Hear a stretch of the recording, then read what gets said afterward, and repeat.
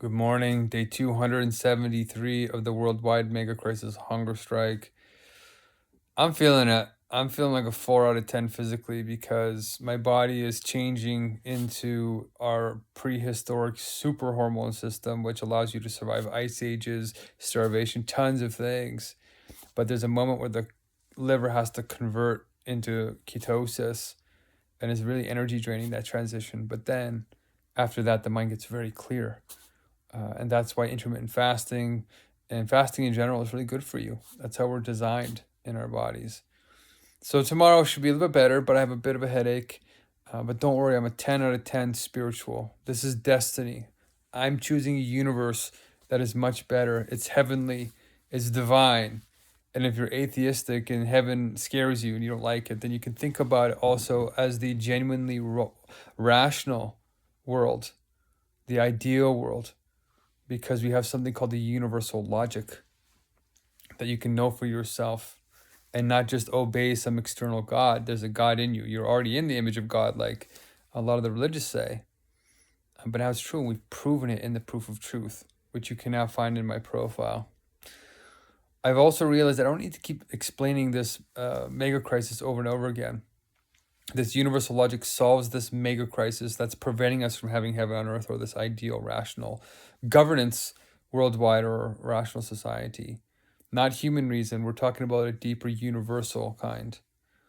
And I don't have to keep repeating myself because I realize I can pin my previous video so people can watch that. So go to my pinned video. I say a pretty good download rundown of what that mega crisis is and why everybody belongs in it. Artists, religious, philosophers, atheists and secularists, and then those who are genuinely wise realize it's all the same universal logic in different forms. And it solves fragmented consciousness, which is the heart of the problem, which is why you belong in this movement. But instead of me repeating all of that, you can just go check it. I'm going to give you some updates on what's going on in the world, what we're doing now today, my plan with my little physical energy until I get into full ketosis. I should be in ketosis by now, but something's going on. I'm exhausted, but the willpower, I've been conditioned as somebody who's used to leadership for years now, not to necessarily grind through, because grinding eventually burns you out. You want to aim for flow states, okay?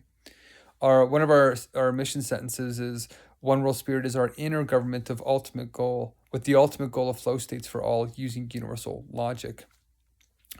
Flow states for all, including you. If you want that, it's the peak human experience. When people study the old, the thing that the old regret the most is that they didn't go for experiences while they had time, and they went for possessions or safety in their jobs, which were killing them. We're giving you this deeper kind of essence of life. You can still have possessions and all these types of things, but not to replace that. Memories are very cosmic and important, very beautiful.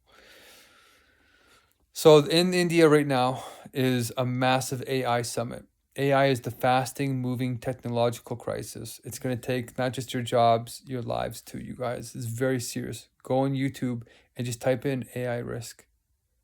They know these facts. We have an 80 to 95% chance of AI either destroying us completely or enslaving us or trapping us in some way.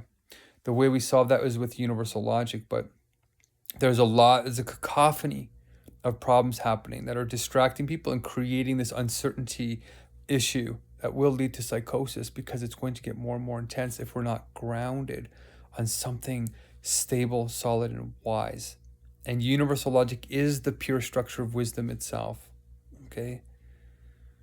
So what happened there that's adding to the cacophony is that Bill Gates was there. And Bill Gates, of course, is with Microsoft and his foundation are big investors in AI.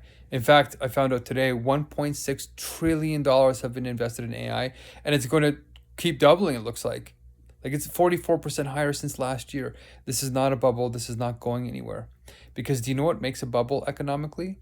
Is when a new idea is not able to be materialized in a helpful way. And people lose faith, they lose that hype stage, and then it drops back down to normal. So it can develop. But that's not happening with AI, because AI is moving so fast, it already is useful. Even though it's not perfect, it's already so useful and much better than search engines that people use it more. So the value it's generating will keep human eyeballs on it, because value is really humans. It's not the possessions. You and me are the sacred thing, okay? And if you start to understand economics like I do now that I've studied it for quite a long time, and I've been leading activist movements for the poor for a long time, 20 years. And I was born poor myself, so I know the bottom and the top now. I've been in the white collar class for about 15, 16 years. And I'm realizing how good-hearted wealthy people get trapped in the system. But at this summit of Modi, which is the leader of India, Bill Gates was there, and they started bringing up the Epstein files because they released millions of documents on this, and it's bad. It's bad, but we have to figure out, how did they get there? How did human beings trying to do good get there? I believe that Bill Gates tried to do good and then got sucked into this blackmail, weird distortion ring that this Epstein guy was trying to do. And I think he was trapped. They're called double binds. So we have to love thy enemy, but not love thy behavior. We can change that, okay? You can set a boundary to behaviors, but don't abandon the goodness in people, because the moment you stop trying to speak to the goodness in people, you start creating that negativity as a one-upmanship, as a way to make yourself feel better, rather than a genuine love, a genuine wisdom, a genuine understanding that stops the behavior. When you do that one-upmanship, it actually perpetuates what you don't want. So you got to stop the behavior through a healthy boundary, but then look for the goodness in that person and see what's the reason that they did that. And if it's lack of impulse control, let's say in Bill Gates' case, he just wanted to have sex with a bunch of people because he wasn't fulfilled in his marriage or whatever it was, then we have to get him to do universal logic, because it's a meditation that makes your prefrontal cortex stronger than your limbic animal brain. When your limbic brain gets activated, whether through fear, whether fight or flight, whether sex, whatever the animalistic side is, it drains blood from the prefrontal cortex. So you literally can't think as well. So when you do universal logic, it puts more neurons in a stronger, coherent pattern in your mind. So you are in control of yourself to a much higher degree. That's what I'm doing right now, controlling myself while I'm not eating for days. I went 19 days without eating straight last time, after already going 200 days without perpetual eating. Okay?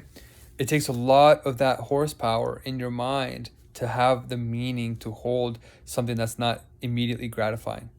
There's a deeper universal satisfaction, is what we call it, based off of that universal logic that you see the trends, you see where that sensuous behavior goes, and it's never good by itself. It's beautiful when it's mixed with wisdom, okay? But right now, that's not where our species is at. So you have to find the power of this word, and that's what we're going to be doing to solve the AI crisis, but also the human general intelligence crisis. There's AGI, human general intelligence. Sorry.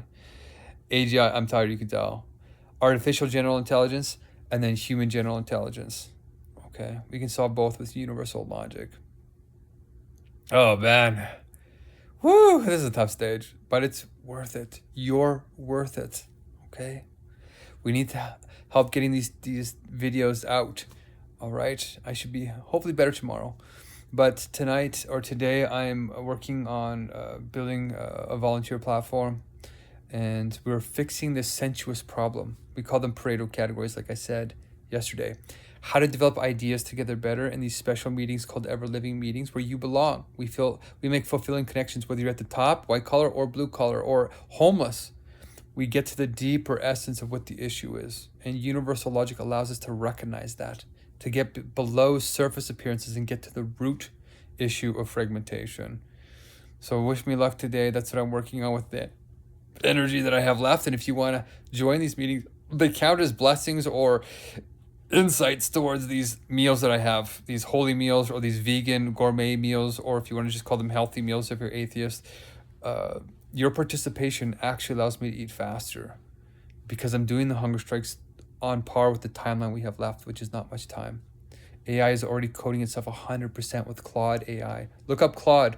Started coding itself 100%. It's writing tens of thousands of lines of code a day. Humans can't do that. So it's speeding up. It's not going to slow down. It's not a bubble. It's going to keep speeding up, okay? Until that uncertainty within you won't know it's real anymore. It's hard to know it's real on the internet already, right? You can see the trend. Start thinking wisely. I know you can. I proved it in the proof of truth, okay? All right. Stay blessed. More tomorrow. And keep sublating.